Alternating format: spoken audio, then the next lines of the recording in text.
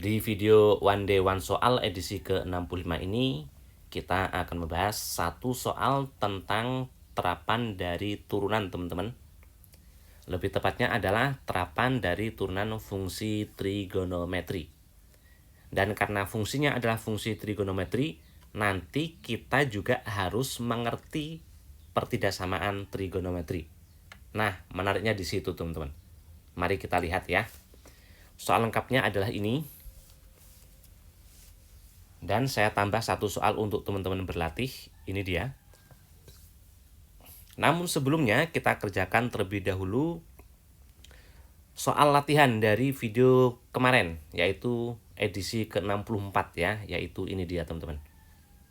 Soal cerita tentang terapan turunan, nilai maksimum atau minimum satu fungsi. Nah, karena ini soal cerita, maka fungsi yang dimaksimumkan atau diminimumkan itu harus kita temukan sendiri, teman-teman. Oke, kita bahas ya. Volume balok terbesar, berarti yang dimaksimumkan adalah volume balok. Yang luas semua bidang sisinya 96 cm persegi, dan alasnya itu persegi adalah. Ilustrasinya kita gambar dulu. Balok ya, tapi alasnya persegi. Anggap aja seperti ini baloknya.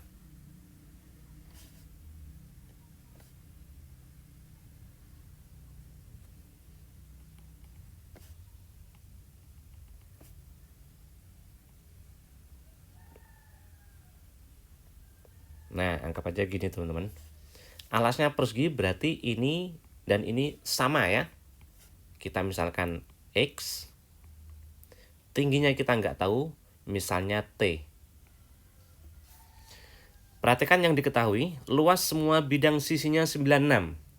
Bidang sisinya kan ada alas, ada tutup, luasnya sama, yaitu sama-sama X kali X atau X kuadrat. Dan ada sisi yang tegak, luasnya X kali T, ini X kali T sebanyak 4, yaitu depan, belakang, kiri, kanan ya. Luasnya sama, X kali T. Nah, itulah luas semua bidang sisinya. Alasnya sama tutupnya sama, berarti ada 2, yaitu 2X kuadrat. Sama luas yang tegak itu ada 4 ya, berarti 4X kali T. Nah, ini 96. Dan alasnya persegi, nah alasnya persegi ini tadi ya teman-teman ya. Selanjutnya yang dimaksimumkan itu adalah volume balok. Berarti harus kita cari volumenya. Panjang kali lebar kali tinggi. Panjangnya X, lebarnya X, tingginya itu T. Karena ini hendak kita maksimumkan, harus kita turunkan. Tetapi untuk diturunkan teman-teman itu harus satu variabel. Nah, ini masih ada 2. Kalau gitu salah satunya diubah. Mengubahnya pasti dari sini ya. Sebaiknya T-nya yang diubah. Kalau gitu ini jadi 4XT. Kita bikin T berarti semua ruas dibagi 4X. Nah gini ya. Sekarang kita bagi 96 dibagi 4 itu berapa? 24 ya. Berarti 24 per X negatif setengah X. Ya, berarti itu T-nya teman-teman. Nah, T yang ketemu ini kita gantikan ke sini, substitusi ke sini. X kuadrat kali T. T-nya 24 per X negatif setengah X. Kita kalikan terlebih dahulu. 24X negatif setengah X pangkat 3. Nah, ini adalah V-nya teman-teman. Kita cari V aksennya. Turunannya berarti 24 negatif 3 per 2 X kuadrat. Agar maksimum ini boleh langsung sama dengan 0 ya. Nah, gini. Berarti diperoleh 24 itu sama dengan 3 per 2 X kuadrat. Bagi 3 1, bagi 3 ini 8. Berarti X kuadratnya 16, kali gitu X-nya plus minus 4. Ternyata X-nya ada 2, yaitu yang satu positif 4, yang satunya negatif 4. Nah, itu pasti salah satunya yang memberikan nilai maksimum, salah satunya pasti yang memberikan nilai minimum. Tapi berhubung di sini X itu adalah panjang teman-teman, dia tidak bisa negatif. Kalau gitu ini kita cancel yang negatif nih. Pasti itu 4. Nah, jadi hanya positif 4 doang ya. Karena ini tunggal, itu pasti yang memberikan volume terbesar teman-teman. Jadi volume terbesarnya adalah volume saat X-nya itu 4. Nah, masukkan ke V. V-nya ini ya. Berarti 24 kali X kali 4 itu ya. Negatif setengah kali 4 pangkat 3. Atau kali 4 kali 4 kali 4 gini. Ini bisa kita coret. 24 dikali 4 itu 96 ya. 16 kali 2 itu 32. Hasilnya berarti 64. Inilah volume maksimumnya yang B teman-teman. Oke, untuk soal cerita ini berarti kita perlu mengkreasi sendiri fungsi yang dimaksimumkan itu teman-teman.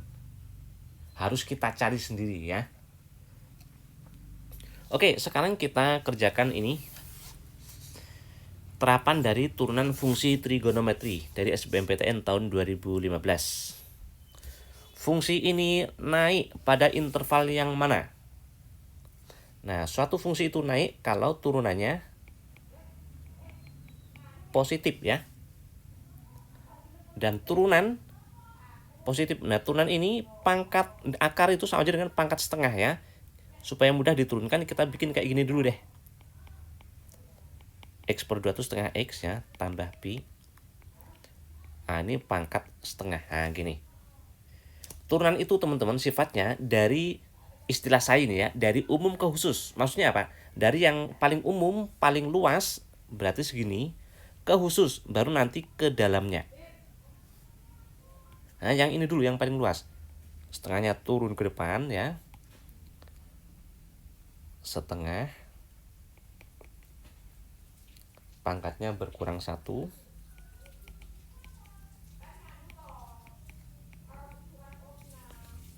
Nah, ini negatif setengah ya. Nah, itulah yang paling umum. Kemudian khusus aja dalamnya. Oh, ternyata masih ada, itu turunkan juga teman-teman. Dikali ya. Berarti dikali sin X turunannya cos X. Negatif setengah X turunannya negatif setengah. Pi itu turunannya 0 karena tidak ada X-nya ya. Nah, ini. Lebih besar dari 0. Nah, gini teman-teman. Pangkat negatif ini kalau kita bikin pangkat positif, dia harus kita turunkan ke bawah ya. Berarti yang di bawah itu 2 pangkat setengah. Atau sama aja dengan akar ya.